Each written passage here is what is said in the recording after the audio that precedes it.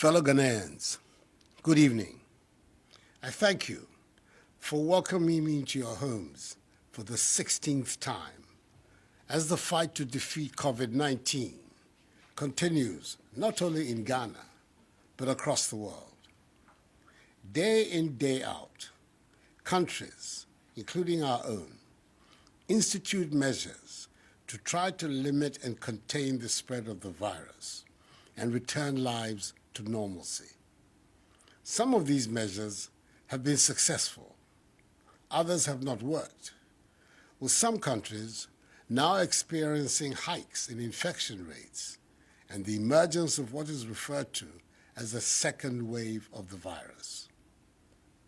With the effectiveness of government policies, the cooperation of you, the Ghanaian people, and by the grace of God, our nation has been relatively spared such unwelcome developments. Indeed, since 31st of May, when government decided to embark on a strategic, controlled, progressive, and safe easing of restrictions in the country, so as to get our lives and economy back to normal in safety, we've continued to witness low hospitalization and low death rates. The number of active cases continues to be on the decline. At the time of my last address, 2 weeks ago, the total number of active cases, that is persons currently with the virus, stood at 1,847 persons. As of Friday, 28th August, the number of active cases has reduced to 1,059 persons. A total of 42,963 persons have recovered, and 276 persons, a great majority of them with underlying illnesses such as hypertension, diabetes, and chronic liver disease, have sadly died. Inasmuch as these statistics are encouraging, in contrast to what is pertaining in several countries across the world, we cannot afford to let our guard down. We have to maintain, in a state of constant readiness, the enhanced infrastructure and expertise we have built during the period of the virus to cope with it. I've been reliably informed that in some regions of our country where there are no active cases, some residents are abandoning altogether the protocols, such as the wearing of masks put in place to defeat the virus. Indeed, the high compliance rate with mask wearing of persons surveyed by the Ghana Health Service in some selected areas of Accra, to which I referred optimistically in my last address, has, according to a new survey by the same service, fallen alarmingly.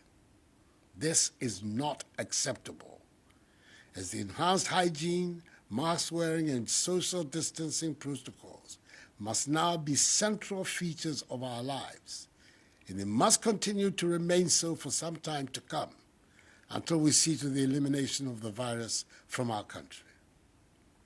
Let me remind those amongst us who want to continue to disregard these protocols that severe sanctions exist in our laws for such persons who will want to endanger the rest of the population through their actions and negligence.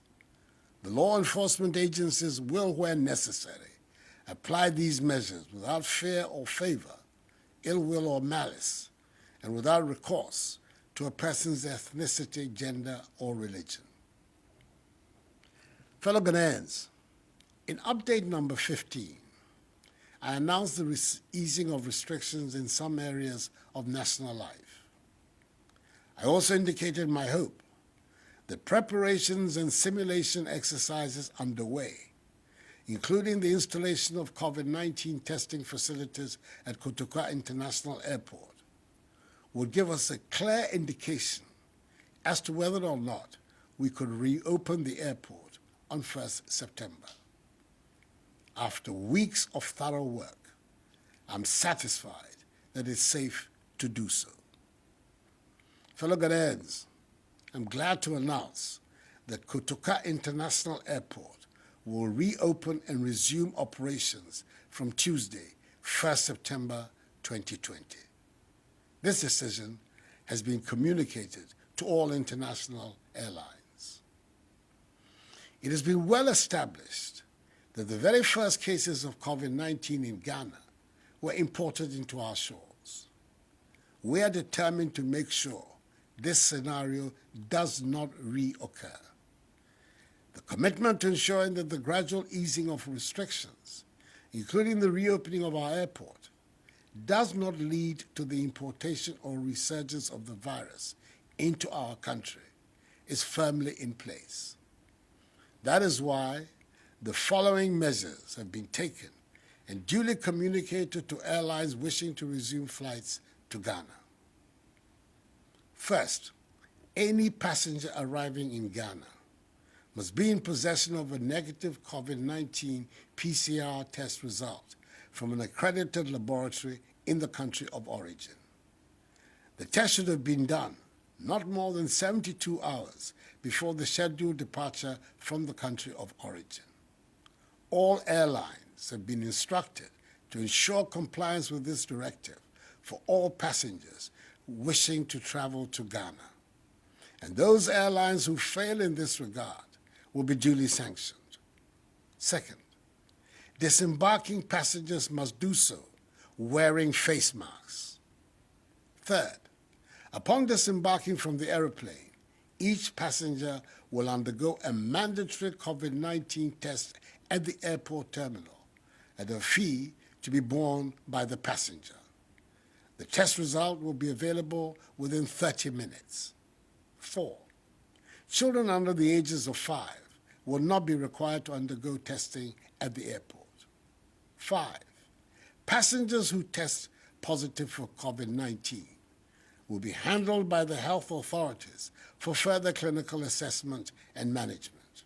And 6, passengers who test negative can thereupon enter Ghana to go about their lawful activities and will be advised to continue to observe COVID-19 safety precautions during their stay in Ghana.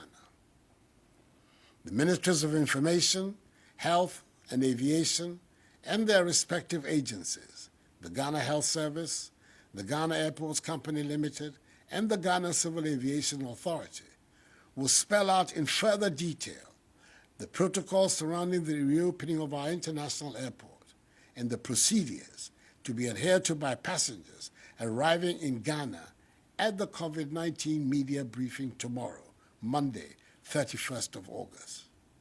For the avoidance of doubt, our borders by land and sea will continue to remain closed to human traffic until further notice. Fellow Ghanaians, I'll now address the question of the reopening of our schools. With continuing students in the University of Cape Coast, the University of Health and Allied Sciences, technical universities, and some other colleges returning to school almost a week ago to finish their academic year, the decision has been taken by the Ghana Education Service, after consultation with the relevant stakeholders, for SHS2 and JHS2 students to return to school from 5th October to 14th December 2020 to complete their academic year. With junior high schools operating with class sizes of 30 and senior high schools with class sizes of 25, SHS2 and JHS2 students will be in school for 10 weeks to study and write their end-of-term examinations. SHS2 students in boarding houses are to return to their various dormitories on 5th October, whilst day students, respecting fully the COVID-19 protocols, will commute from home to their respective schools on the same date. Prior to reopening, all junior and senior high schools will be fumigated and disinfected. Just as was done in the case of final year university, JHS and HHS students, all JHS2 and SHS2 students, as well as all teaching and non-teaching staff, will be given reusable face masks. Each school will be provided with Veronica buckets, gallons of liquid soap, rolls of tissue paper, thermometer guns, and 200 milliliter containers of sanitizers. JHS 2 students will be given one hot meal a day. Assemblies and sporting events remain banned, and the use by outsiders of school premises for other activities is still not allowed. We will continue to ensure that each school, which does not have its own sick bay, has been mapped to a health facility and care is provided to the sick by nurses assigned to them. The Ghana Education Service, after further consultations, has decided to postpone the remainder of the academic year for all nursery, kindergarten, primary, JHS1, and SHS1 students. The next academic year will resume in January 2021, with appropriate adjustments made to the curriculum to ensure that nothing is lost from the previous year.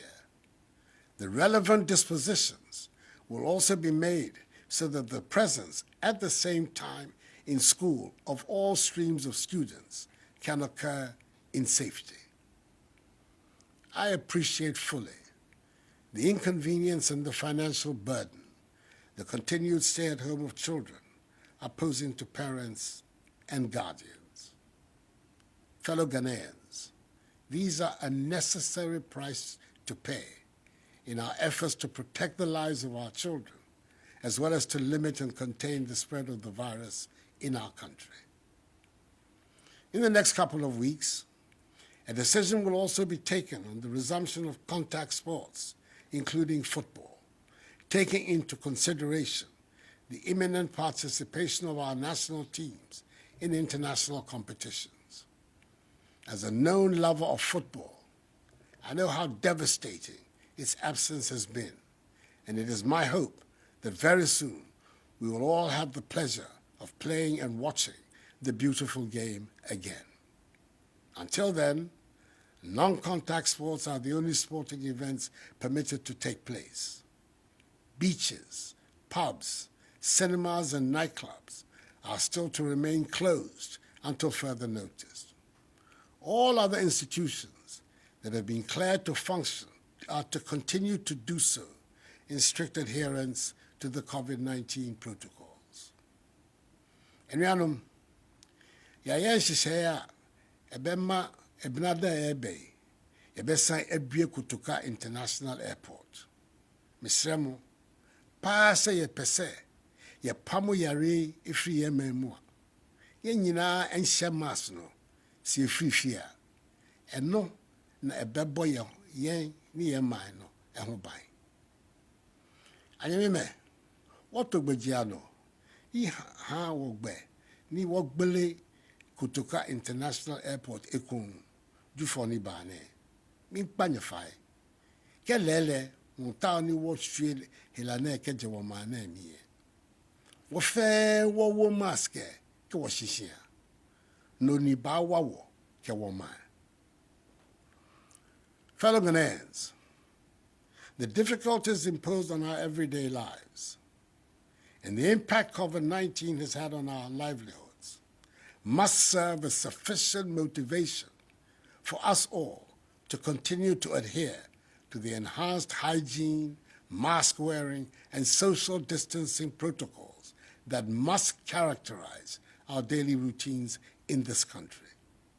The more we adhere, the sooner we defeat the virus and return to our normal way of life. I'm confident that this can be soon. This challenge is not insurmountable. We can do it. We have it in us to surmount any challenge if we put our hearts and minds to it. Whilst at it, let us continue to pray to Almighty God to keep a benevolent eye on us and keep us from harm. This too shall pass, for the battle is the Lord's. May God bless us all in our homeland, Ghana, and make her great and strong. I thank you for your attention and have a good night.